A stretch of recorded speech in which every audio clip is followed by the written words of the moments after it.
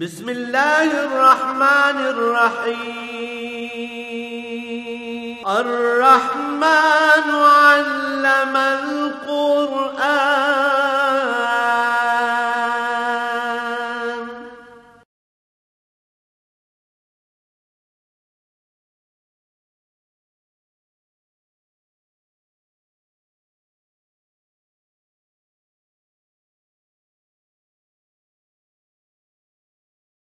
الحمد للہ رب العالمین والصلاة والسلام علی حبیبہ محمد وآلہ وصحبہ اجمعین۔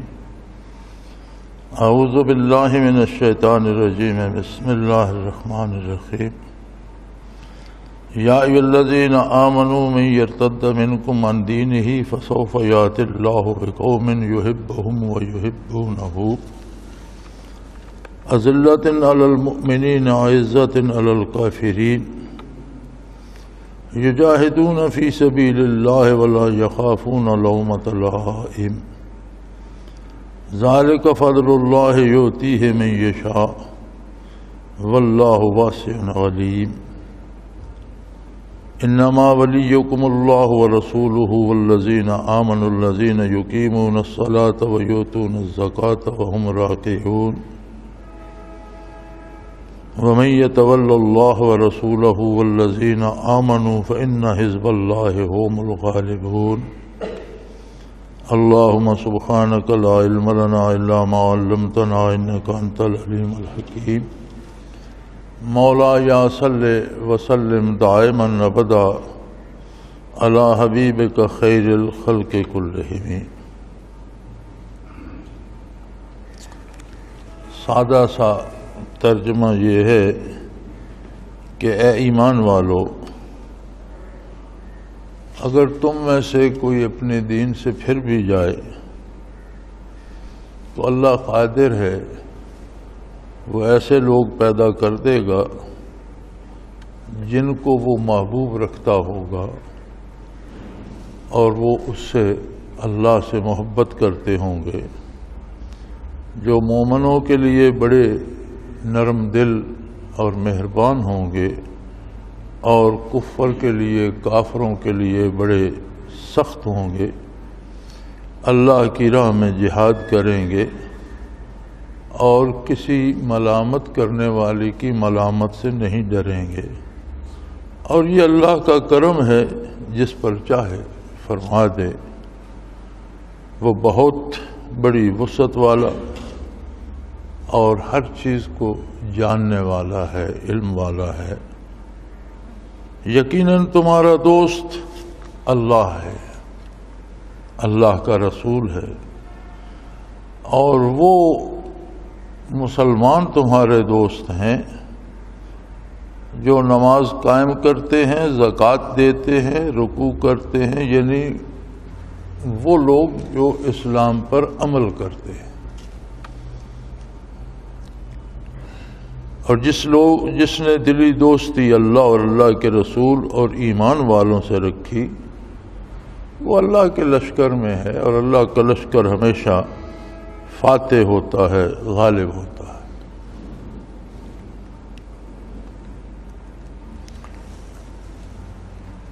پیچھے جو آیات گزری ہیں ان میں منع فرمایا گیا تھا کفار سے دلی دوستی سے، ولایت جسے کہا گیا ہے،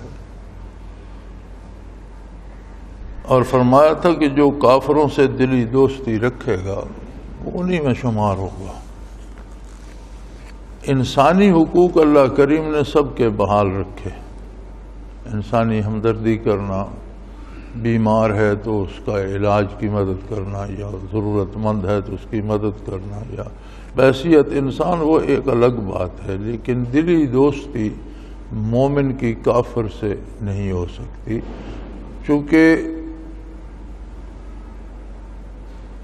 یہ ایسا معاملہ ہے کہ وہ خود تو کافر ہے، وہ مومن کے ایمان سے متاثر نہیں ہوگا، لیکن اس کی صحبت، اس کی نحوست، اس کے کفر کی ظلمت مومن کے ایمان کو کمزور کرنے کا سبب بنے گی۔ اور دوسری بات یہ ہے کہ چونکہ اس کی ذاتی دلچسپی کفر کے ساتھ ہے، تو اگر مومنوں کی اس کے ساتھ دوستی ہوگی تو وہ کفر کا فائدہ تلاش کرے گا اور مومنین سے کفر کے لیے جاسوسی کرے گا، کیونکہ وہ کافر ہے، وہ مومنین کا فائدہ تو سوچ نہیں سکتا، لہذا کفار سے دلی دوستی سے منع فرما دیا۔ اب سوال یہ پیدا ہوتا ہے کہ کیا لوگ کافروں سے دوستی کر لیں گے تو اسلام خطرے میں پڑ جائے گا؟ یہ بڑی سمجھنے کی بات ہے۔ اللہ کریم فرماتے ہیں اسلام کو کوئی خطرہ نہیں، اسلام اللہ کا نازل کردہ دین ہے اور اللہ نے اس کی حفاظت کا ذمہ لیا ہے، اور یہ قیامت تک موجود رہے گا دنیا میں۔ اللہ کی کتاب بھی رہے گی، نبی صلی اللہ علیہ وآلہ وسلم کے ارشادات بھی رہیں گے، اور ان پر عمل کرنے والے لوگ بھی رہیں گے۔ جو کافروں سے دوستی کرے گا اور اسلام کو چھوڑے گا وہ خود خطرے میں ہوگا، یعنی ہمیں اسلام سے دوستی اسلام کی بقا کے لیے اسلام پر احسان کر کے نہیں کرنی، بلکہ سوال ہماری بقا کا ہے۔ اسلام کو تو اللہ کی حفاظت حاصل ہے، اسلام تو باقی رہے گا۔ جو اسلام سے، اللہ کے رسول سے اور اللہ کی ایماندار بندوں سے دوستی کرے گا وہ اپنی بقا کے لیے کرے گا، اس میں اس کا اپنا فائدہ ہے، اسے اللہ کی رضامندی نصیب ہوگی، اس کی دنیا و آخرت دونوں جہان سدھر جائیں گے۔ اسلام پر احسان نہیں ہے، اسلام کو تو اللہ نے باقی رکھنا ہے اور انشاءاللہ باقی رہے گا۔ سو فرمایا یا ایھا الذین آمنوا من یرتد منکم عن دینہ، اگر تم دین چھوڑ دو، تم میں سے لوگ مرتد ہو جائیں، دین کا انکار کر دیں، واپس کفر میں چلے جائیں، تو اسلام مٹ نہیں جائے گا۔ جو چھوڑیں گے وہ خود تباہ ہو جائیں گے۔ اللہ اس بات پہ قادر ہے، کسی اور قوم کو توفیق دے دے گا، کوئی اور قوم کھڑی کر دے گا، کوئی اور لوگ پیدا کر دے گا، یحبہم و یحبونہ، وہ ایسے لوگ پیدا کر دے گا جو اس کے محبوب ہوں گے اور وہ بھی اس سے جنوں کی حد تک محبت کرتے ہوں گے، اللہ سے پیار کرتے ہوں گے۔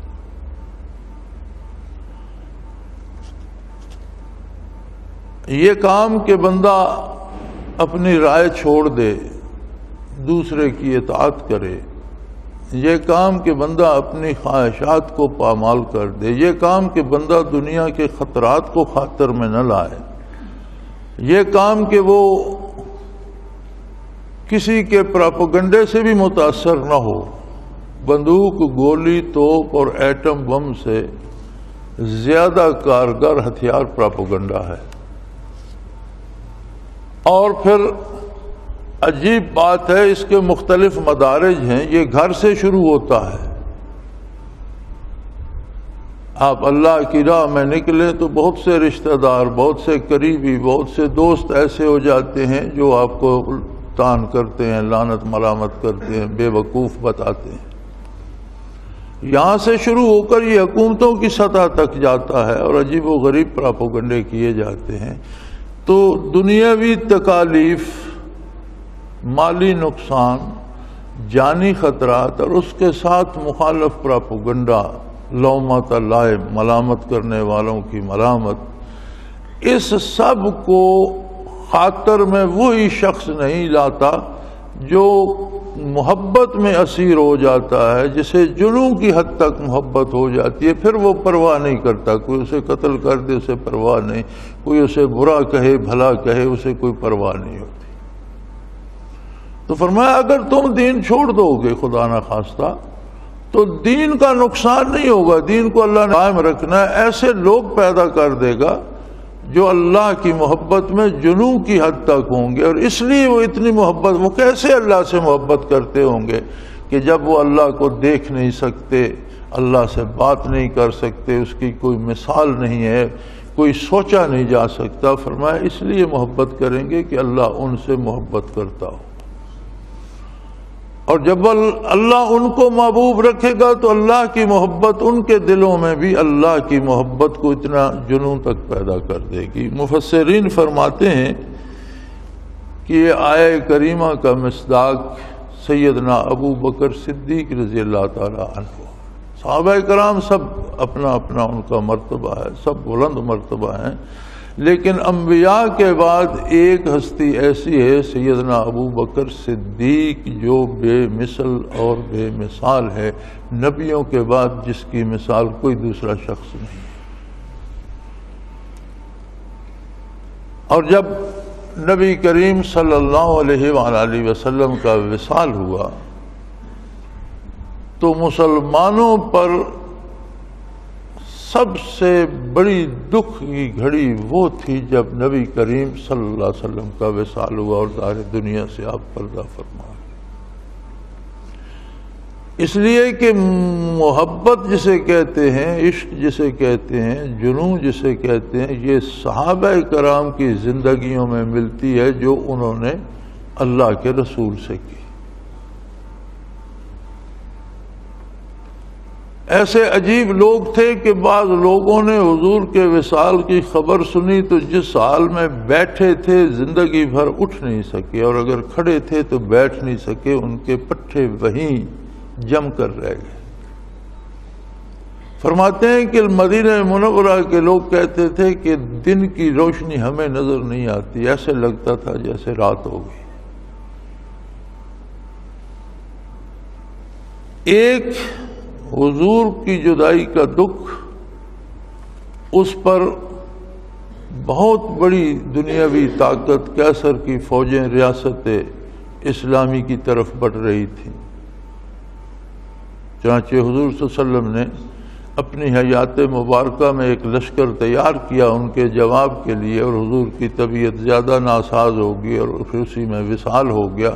وہ لشکر بھی ابھی مدینہ منورہ میں موجود تھا۔ کسرا ایران بھی پر تول رہا تھا اور وہ بھی بڑے غیظ و غضب میں تھا۔ اس کے ساتھ مختلف لوگوں نے اپنی نبوت کے دعوے کر دیے۔ مسیلمہ کذاب تھا، طلحہ تھا، اور مختلف 7-8 لوگ تھے۔ ایک عورت نے بھی نبوت کا دعویٰ کر دیا۔ 8 بڑے بڑے قبائل نے زکوٰۃ دینے سے انکار کر دیا کہ حضور کی حیات میں تو ہم مرکز کو زکوٰۃ دیتے تھے، اب ہم نہیں دیں گے۔ ایک حضور صلی اللہ علیہ وسلم کی جدائی کا دکھ، اس پر چھوٹی سی اسلامی ریاست خطرات میں گھر گئی،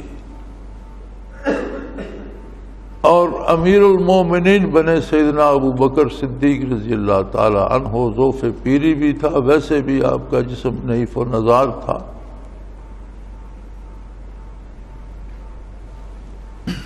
لیکن جذبہ محبت الہی، محبت رسول صلی اللہ علیہ وسلم اس جنوں کو پہنچی ہوئی تھی کہ آپ نے کسی خطرے کو خاطر میں نہیں لایا، اور آپ نے فرمایا کہ جو لشکر حضور نے قیصر کے خلاف تیار کیا تھا وہ اپنے سفر پر روانہ ہوگا، وہ لشکر جائے گا۔ جنہوں نے نبوت کے جھوٹے دعوے کیے ان میں سب سے بڑا مسیلمہ کذاب تھا، جس کے پاس 40,000 جنگجو فوج تھی اور پہاڑی علاقہ تھا۔ آپ نے فرمایا سب سے پہلے اس کے خلاف لشکر کشی ہوگی۔ جن قبائل نے زکوٰۃ سے انکار کیا ان کے خلاف بھی لشکر کشی ہوگی۔ تو صحابہ کرام جو بہت عظیم انسان تھے وہ بھی لرز کر رہ گئے۔ ان میں وہ لوگ بھی تھے جو بدر میں شامل تھے، احد میں شامل تھے، فتح مکہ میں شامل تھے، غزوہ خندق میں شامل تھے، لرز کر رہ گئے، حتیٰ کہ فاروق اعظم جیسی ہستی نے عرض کی کہ امیر المومنین، مسلمانوں کی تعداد کم ہے اور آپ اتنے محاذوں پر بیک وقت لڑیں گے تو کیا ہوگا، نتیجہ کیا ہوگا؟ اور اگر لوگ اس طرح جائیں گے تو مدینہ منورہ میں تو پھر آپ اکیلے رہ جائیں گے۔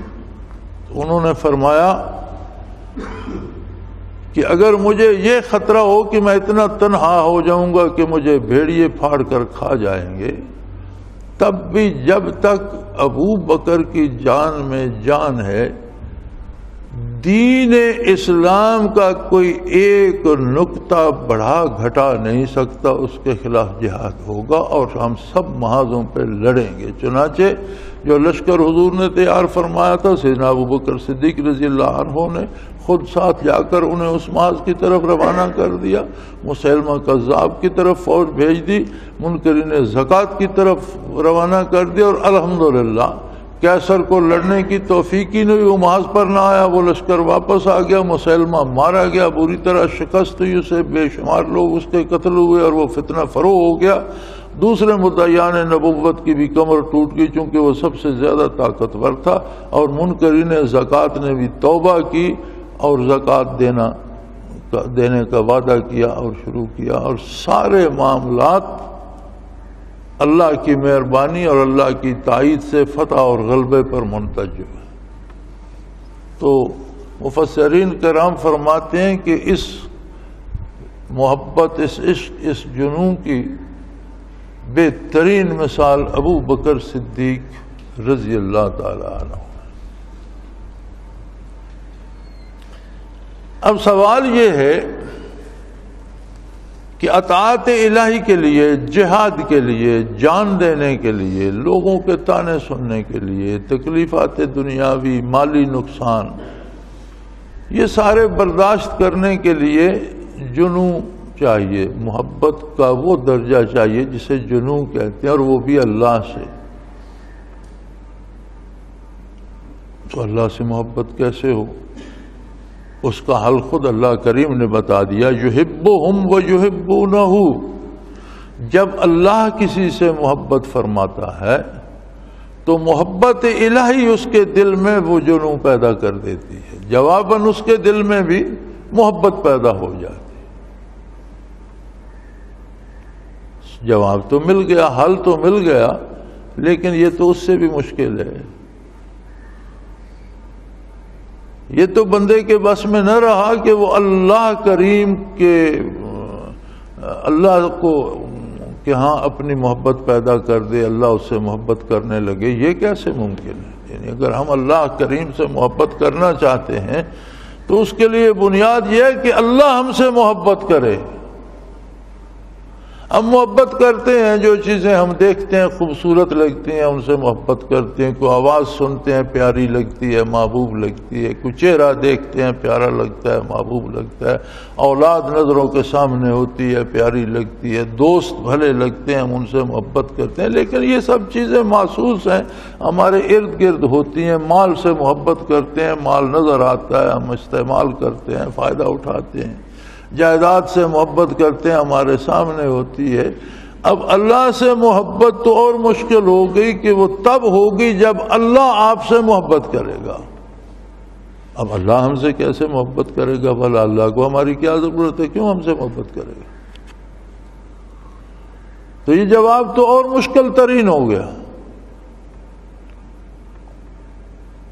اللہ کریم نے اس کا آسان ترین حل بتا دیا اور بتایا اپنے رسول صلی اللہ علیہ وسلم کی زبان مبارک سے۔ فرمایا میرے نبی ان سے کہہ دو، قل ان کنتم تحبون اللہ، لوگو اگر تمہیں اللہ کی محبت چاہیے تو پھر ایک کام کرو، فاتبعونی، میری اطاعت کر لو، میرا اتباع کر لو، زندگی کو میری غلامی میں ڈال لو۔ مرنا، جینا، سونا، جاگنا، کھانا پینا، دوستی، دشمنی، کاروبار، تجارت، تعلقات، سب میری اتباع میں کر لو۔ جب تم میری اتباع پہ جم جاؤ گے، یحببکم اللہ، اللہ تم سے محبت کرنے لگ جائے۔ اب تو کوئی مسئلہ ہی نہ رہا، سیدھا سادہ آسان سا جواب آ گیا کہ زندگی تمہیں اللہ نے دی ہے، یہ کائنات اللہ نے بنائی ہے، نعمتیں اس نے بنائی، اور یہ بھی فرمایا خلق لکم ما فی الارض جمیعا، لوگوں جو کچھ زمین پہ پیدا کیا یہ تمہارے ہی لیے پیدا کیا، یہ تمہاری خدمت کے لیے ہے۔ پرندے ہیں، حیوان ہیں، درخت ہیں، سبزہ ہے، پھل ہیں، غلہ ہے، دریا ہے، سمندر ہے، پہاڑ ہے، جو کچھ ہے یہ سب تمہاری خدمت کے لیے ہے، تمہارے استعمال کے لیے ہے۔ لیکن شرط یہ ہے کہ یہ مانو کہ تم میری مخلوق ہو، میرے بندے ہو، اور یہ مانو کہ یہ کائنات میری ہے، اور میں نے اس کے استعمال کے جو سلیقے بتائے اس سلیقے سے استعمال کرو۔ وہ سلیقہ کیا ہے؟ فرمایا وہ ہے میرے نبی صلی اللہ علیہ وسلم کا بتایا ہوا طریقہ۔ کھانا منع نہیں ہے، کھاؤ، اچھا کپڑا پہنو، اچھے گھر بناؤ، لیکن ظلم سے نہیں، نبی کے بتائے ہوئے طریقے سے مال کماؤ، محنت کرو، اچھا کھاؤ، اچھا پہنو، جو نصیب ہو وہ اچھا کھاؤ، منع نہیں کرتا، شادی کرو، اولاد کو پالو، پڑھاؤ، لیکن پوری زندگی میں ان کنتم تحبون اللہ فاتبعونی، اللہ کی محبت چاہتے ہو، اللہ سے محبت چاہتے ہو، اللہ سے محبت کرنا چاہتے ہو تو میری غلامی، میرا اتباع کر لو۔ یحببکم اللہ، اللہ تمہیں اپنا محبوب بنا لے گا، اللہ تم سے محبت کرنے لگ جائے گا، اور جب اللہ تم سے محبت کرے گا تمہیں اللہ کا عشق نصیب ہو جائے گا، پھر تم مومنوں کے لیے نرم دل ہو جاؤ گے اور کافروں کے لیے سخت ہو جاؤ گے۔ کافر تمہیں مسخر نہیں کر سکیں گے اور مومنوں کو تم سے کوئی دکھ نہیں پہنچے گا۔ یجاہدون فی سبیل اللہ، پھر تمہیں اللہ کی راہ میں جہاد کی توفیق بھی ہو جائے گی، اور کسی کے پراپوگنڈے، کسی کے طنز، کسی کے تانے، کسی کی باتوں سے گھبراؤ گے بھی نہیں۔ یاد رکھیں، تلواروں کا، توپوں کا، جنگ کا مقابلہ کرنا آسان ہوتا ہے، اور طنز کے تیر اتنے تلخ ہوتے ہیں کہ ان کا مقابلہ مشکل ہو جاتا ہے۔ گھر میں ایسے لوگ بعض اوقات، بیویاں، رشتہ دار، میکے، سسرال، دوست، اس طبقے میں ایسے لوگ پیدا ہو جاتے ہیں جو آپ کا مذاق اڑاتے ہیں، کبھی کبھی آپ کو کہتے ہیں کیا بیوقوف ہے یہ، کیا بیوقوفوں والی بات ہے، اس نے حلیہ کیسا بنا رکھا ہے، یہ لباس کیسا پہنتا ہے، یہ جب دیکھو مسجد دوڑا جا رہا ہے، ایسے نمازوں سے ہی فرصت نہیں۔ ہر کام میں طنز موجود ہوتا ہے، اور گھر سے لے کر بین الاقوامی پراپوگنڈے تک دنیا کی کافر طاقتیں سوچ سوچ کر پراپوگنڈا بناتی ہیں، کبھی انہیں دہشت گرد کہتی ہیں، کبھی انہیں قاتل کہتی ہیں، کبھی اب یہ روز ہم سنتے ہیں ٹیلی ویژن پر، اخباروں میں، اتنے دہشت گرد مارے گئے۔ ہمارے ایک حلقے کے ساتھی وزیرستان سے وہ بتا رہے تھے کہ بہت سے لوگ گاؤں سے بھاگ کے، جب بمبارڈمنٹ ہوتی ہے تو وہ کب تلاش کرتی ہے کہ کون حکومت کے خلاف لڑ رہا ہے اور کون نہیں، عام آدمی مارے جاتے ہیں بیچارے، جو بھی مر گیا وہ دہشت گرد ہو گیا۔ یہ دہشت گرد کس نے ایجاد کیا؟ یہ مغرب کا ایجاد کردہ لفظ ہے۔ روس کے خلاف لڑتے رہے تو مجاہدین تھے، جب امریکہ نے مداخلت کی اس کے خلاف لڑے تو القاعدہ اور دہشت گرد ہو گئے، وہ لوگ وہی ہیں۔ ایک بین الاقوامی پراپوگنڈا ہوتا ہے، بڑی طاقتوں کا پراپوگنڈا ہوتا ہے۔ تو ہمارا ایک ساتھی تھا جماعت کا، اس کی عادت تھی کہ وضو کر کے اٹھتا تو کھڑا ہو کر آسمان کی طرف انگلی اٹھا کر کلمہ شہادت پڑھتا تھا، اشہد ان لا الہ الا اللہ اشہد ان محمد عبدہ ورسولہ۔ اس کا اپنا مزاج، اسے اس میں مزہ آتا تھا۔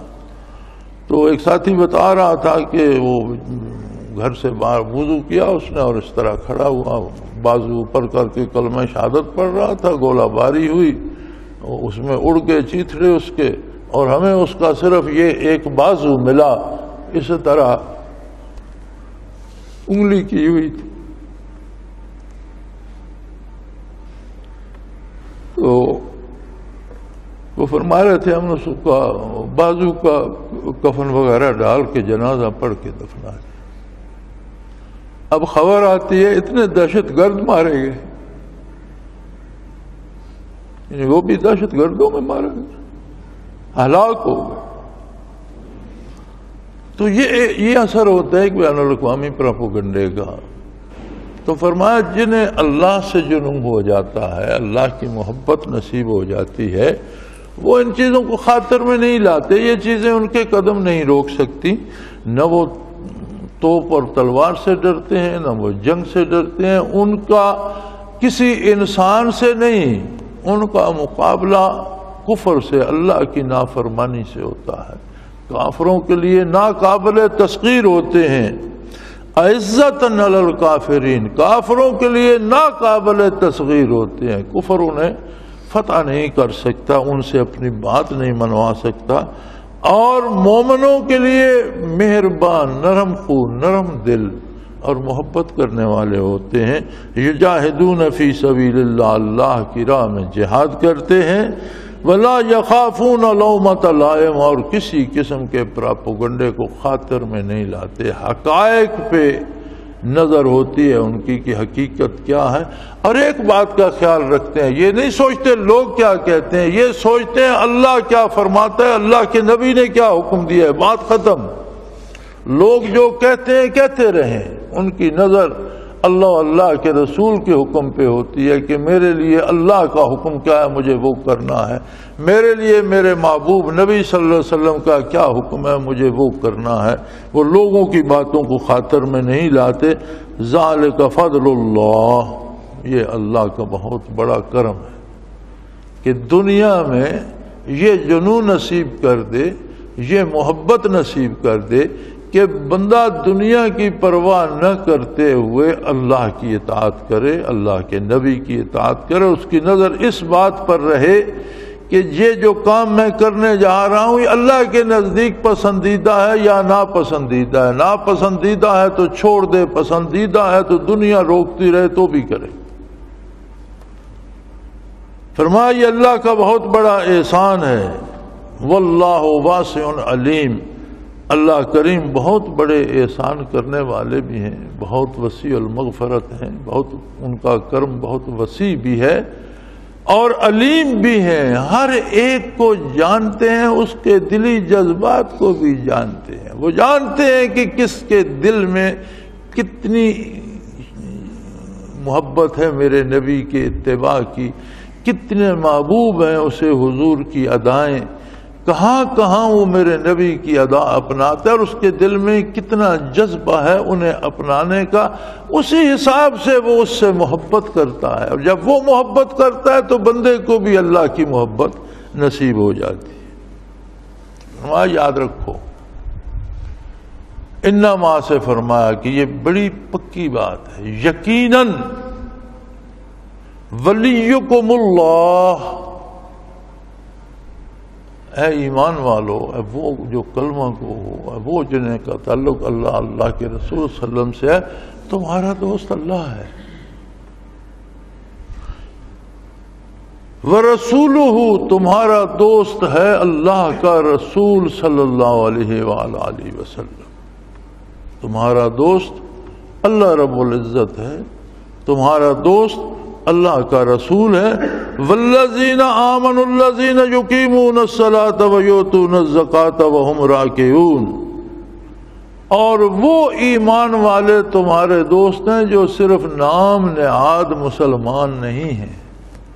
دیکھیں یہاں بڑی عجیب قید لگائی، تمہارا دوست اللہ ہے، اللہ کا رسول ہے اور ایمان والے ہیں نہیں فرمایا، نہیں، ایمان والوں کی آگے تشریح فرمائی، تمہارا دوست اللہ ہے، اللہ کا رسول ہے، اور وہ ایمان والے تمہارے دوست ہیں جو عملاً اللہ کی اطاعت کرتے ہیں، جو دعوے مسلمانی کے ساتھ اللہ اللہ کے رسول کی اطاعت نہیں کرتے، ان سے بھی دوستی کی امید نہ رکھو، وہ تمہارا بھلا نہیں چاہیں گے، وہ اپنا بھلا نہیں چاہتے، تمہارا کب چاہیں گے؟ کوئی شخص جو اتنا احمق ہے کہ وہ اپنا فائدہ نہیں سوچ سکتا، اس سے کوئی دوسرا امید رکھے کہ یہ میرا فائدہ سوچے گا تو یہ کتنی حماقت ہے۔ فرمایا جو لوگ اسلام کا دعویٰ کرتے ہیں، کلمہ پڑھتے ہیں اور پھر اللہ اللہ کے رسول کی اطاعت نہیں کرتے، کھلے بندوں نافرمانی کرتے ہیں، عبادات ادا نہیں کرتے، روزے نہیں رکھتے، نمازیں نہیں پڑھتے، زکوٰۃ پوری نہیں دیتے، حج فرض ہو تو نہیں کرتے، سود کھاتے ہیں، اللہ کریم منع فرماتا ہے بلکہ اعلان جنگ فرماتا ہے، لیکن وہ کھائے جا رہے ہیں اور ساتھ اسلام کا دعویٰ بھی ہے، تو فرمایا ایسے لوگوں سے بھی دوستی کی امید نہ رکھو۔ تمہارا دوست اللہ ہے. اگر سارا جہان مخالف ہو جائے اور اللہ ساتھ ہو تو کیا فکر. پھر فرمایا جس کے ساتھ اللہ ہے اس کے ساتھ اللہ کا رسول بھی ہے صلی اللہ علیہ وآلہ وسلم. تمہارا دوست اللہ کا نبی ہے صلی اللہ علیہ وسلم. اور تمہارے دوست وہ ایمان والے ہیں جو عملاً مسلمان ہیں، جو وفا کرتے ہیں اللہ و اللہ کے رسول سے. مردم شماری میں تو مسلمان بے شمار ہیں، لیکن جو باقی ہیں کلمہ پڑھ کے بھی بغاوت کرتے ہیں، اللہ کے رسول سے بغاوت کرتے ہیں، ان سے دوستی کی امید نہ رکھو، بھلائی کی امید نہ رکھو. انما ولیکم اللہ ورسولہ والذین آمنوا الذین یقیمون الصلاة ویؤتون الزکاة وہم راکعون. تمہارا دوست اللہ ہے، اللہ کا رسول ہے صلی اللہ علیہ وآلہ وسلم، اور وہ مسلمان، وہ ایمان والے تمہارے دوست ہیں جو اللہ و اللہ کے رسول کے احکام پہ عمل کرتے ہیں، عبادات میں بھی اور عملی زندگی میں بھی، مالی معاملات میں بھی، بدنی عبادات میں بھی، اور سارے اعمال و کردار میں غلطی ہو جانا، بھول جانا انسانی خاصہ ہے. لیکن خلوص دل سے ان کی کوشش ہوتی ہے کہ ہم ہر کام اللہ و اللہ کے رسول کی اطاعت کے مطابق کریں. جب کام اطاعت کے مطابق کرنے کی خواہش ہوتی ہے تو پھر سیکھنا بھی پڑتا ہے. اسی لیے علماء حق فرماتے ہیں کہ فرض کا جاننا بھی فرض ہے، سنت کا جاننا سنت ہے، واجب کا جاننا واجب ہے. جانتا نہیں تو عمل کیسے کرے گا؟ سو وہ جانتے بھی ہیں، پوچھتے بھی ہیں، تلاش بھی کرتے ہیں، اور زندگی عملاً اللہ کے رسول کی اطاعت میں گزارتے ہیں. ان سے دوستی کی امید رکھو، وہ تمہارے دوست ہیں. وَمَن يَتَوَلَّ اللَّهَ وَرَسُولَهُ وَالَّذِينَ آمَنُوا. اور فرمایا اس کے بعد تمہیں اور چاہیے کیا؟ جس شخص کو اللہ کی دوستی نصیب ہوتی ہے، اللہ کے رسول کی دوستی نصیب ہو جاتی ہے، اور اللہ کی ایماندار بندوں کی دوستی نصیب ہو جاتی ہے، تو یہ تو اللہ کا لشکر ہے، یہ تو اللہ کی فوج ہے. وہ تو بڑا خوش نصیب ہے، اس لیے کہ اسے کسی محاذ پر، زندگی کے کسی محاذ پر کوئی بھی شخص شکست نہیں دے سکتا. فَإِنَّ حِزْبَ اللَّهِ هُمُ الْغَالِبُونَ. اللہ کا لشکر، اللہ کی فوج ہمیشہ غالب رہتی ہے، فاتح رہتی ہے. وہ ہر میدان میں کامیاب ہوتا ہے، زندگی میں، موت میں، ما بعد الموت، حشر تک ہر میدان میں کامیابی اس کا مقدر بن جاتی ہے، جسے اللہ کے رسول اور اللہ کے بندوں سے دوستی نصیب ہوتی ہے. وآخر دعوانا ان الحمدللہ رب العالمین. اللہ اللہ اللہ اللہ اللہ اللہ اللہ اللہ.